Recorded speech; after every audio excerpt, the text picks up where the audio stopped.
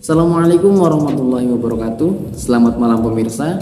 Kembali lagi di acara Dispen, diskusi seputar pendidikan. Bersama saya Komarudin. Kita akan membahas tentang mata kuliah teknik reportase dan investigasi berita yang diampu oleh Bapak Dr. Adi Kusuma MSI.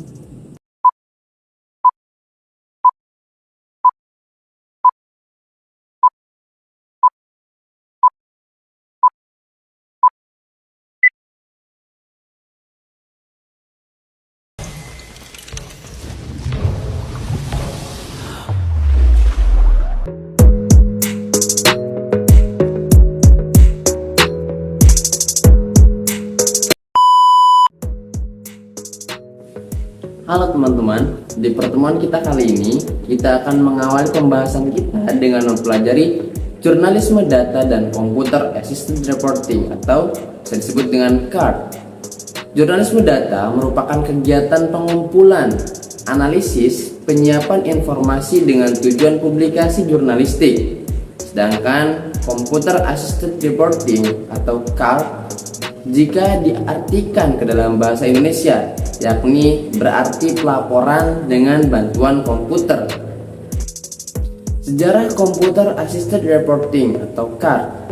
Banyak praktisi memperkirakan awal mula pelaporan dengan bantuan komputer dan jurnalisme data terjadi pada tahun 1952 ketika jaringan CBS di Amerika Serikat mencoba menggunakan para ahli dengan komputer mainframe untuk memprediksi hasil pemilihan presiden. Sejarah Computer Assisted Reporting atau CART pada tahun 1989, jurnalisme Amerika Serikat menyadari pentingnya pelaporan dengan bantuan komputer ketika mereka memberikan Pulitzer kepada The Atlanta Journal-Constitution untuk berita tentang kesenjangan ras dalam pinjaman rumah. Proyek ini merupakan salah satu kolaborasi pertama dalam berita data yang melibatkan reporter investigasi, reporter data, dan profesor perguruan tinggi. Pada tahun 1990-an hingga awal abad ke-21, penggunaan pelaporan dengan bantuan komputer berkembang pesat, terutama karena adanya seminar yang diadakan di Missouri dan di seluruh dunia oleh Investigative Reporters and Editor dan NICAR. Pada tahun 2005, adanya program visualisasi data untuk berita yang dipelopori oleh programmer Amerika Serikat, Adriano Lovati, dengan membuat gabungan data kejahatan Chicago di Google. Proyek ini meningkatkan minat terhadap jurnalisme di kalangan pemrogram komputer dan pemetaan. Pada tahun 2009, meningkatnya jumlah pemrogram komputer dan pembuat kode dalam jurnalisme mengakibatkan terciptanya hacks atau hacker yang akan mendorong lebih banyak pertukaran antara jurnalis dan pembuat kode dan meredakan beberapa benturan budaya antara kedua kelompok. Jurnalisme sains. Jurnalisme sains adalah genre jurnalistik yang terutama membahas pencapaian dan terobosan ilmiah, proses ilmiah itu sendiri, pencarian dan kesulitan para ilmuwan dalam memecahkan masalah yang kompleks. Jurnalisme sains ialah cabang jurnalisme yang fokus pada peliputan berita dan informasi ilmiah. Sejarah jurnalisme sains. Pada tahun 1900-an, para ilmuwan di Eropa dan Amerika mulai berkeliling untuk mempromosikan penelitian mereka. Jurnalisme sains pada masa itu secara umum dapat dibagi menjadi dua kategori. Sebagian besar jurnalisme sains pada abad ke-19 berisi informasi praktis langsung tentang teknik pertanian baru, pengobatan rumahan terkini, dan sejenisnya, atau kisah-kisah yang sangat sensasional. Tahun 1921, pengusaha media dan penerbit Edward Willis Scripps adalah orang pertama yang menawarkan layanan berita sains komersial berskala besar, Science Service. Pada tahun 1960-an, jurnalis mulai meliput topik baru, kebijakan sains. Pada tahun 1980-an, jurnalisme sains di Amerika Serikat kembali ke akar pemandu soraknya Ellen Ruppelsell membenarkan perkembangan liputan sains di media ini.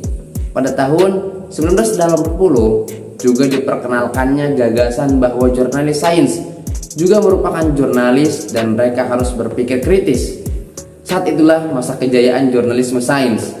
Ada banyak majalah sains dan penerbit membuat rubrik sains khusus di surat kabar. Ada antusiasme yang luar biasa terhadap teknologi baru. Pada tahun 1990-an dan 2000-an muncul gagasan bahwa jurnalis sains seharusnya demikian lebih kritis, lebih bijaksana, dan lebih analitis muncul ke permukaan. Di sana juga merupakan minat yang besar terhadap narasi sains atau bercerita seputar hal-hal lain masalah sains, bukan sekedar penjelasan sederhana. Problematika jurnalisme sains. Pertama, akademisi mempunyai masalah keuangan yang sangat besar, memperoleh dan mempertahankan dana yang cukup untuk melaksanakan penelitian merupakan hambatan yang tidak ada habisnya. Kedua, terlalu banyak penelitian yang dirancang dengan buruk. Tekanan untuk mempublikasikan mendorong para ilmuwan untuk menghasilkan hasil yang sensasional. Namun, temuan-temuan inovatif jarang terjadi, sehingga para ilmuwan menghadapi tekanan untuk mengubah penelitian mereka. Ketiga, meniru hasil sangatlah penting dan jarang terjadi. Replikasi adalah konsep dasar dalam sains, di mana temuan penelitian divalidasi melalui pengujian ulang. Keempat, tinjauan sejawat rusak. Proses tinjauan sejawat seharusnya mencegah publikasi ilmu pengetahuan yang buruk. Namun banyak penelitian dan tinjauan menunjukkan bahwa proses ini tidak dapat mencapai hal ini secara andal. Karena keterbatasan waktu yang kritis, pengulas seringkali tidak meninjau makalah dengan cukup hati-hati, sehingga gagal mendeteksi penipuan penelitian atau masalah lain pada naskah. Kelima, terlalu banyak ilmu pengetahuan yang terkunci di balik dinding jurnal berbayar, sehingga membatasi penyebaran penelitian ilmiah. Keenam, sains dikomunikasikan dengan buruk. Jurnalisme sains seringkali penuh dengan klaim yang berlebihan, bertentangan, atau menyesatkan. Ketujuh, kehidupan sebagai akademisi muda sangatlah menegangkan. Banyak akademisi muda melaporkan bahwa kehidupan mereka sebagai ilmuwan sangat melelahkan dan tidak membuahkan hasil. Peneliti karir awal seringkali menjadi penulis utama dalam banyak penelitian. Persyaratan untuk kemajuan karir dan bekerja berjam-jam dengan gaji yang relatif rendah. Manajemen produksi pemberitaan. Manajemen produksi pada Departemen Produksi Divisi Pemberitaan adalah proses pengelolaan dan pengaturan berbagai langkah dan proses yang terlibat dalam produksi berita. Ini melibatkan perencanaan, pengumpulan berita, penyuntingan, dan penulisan.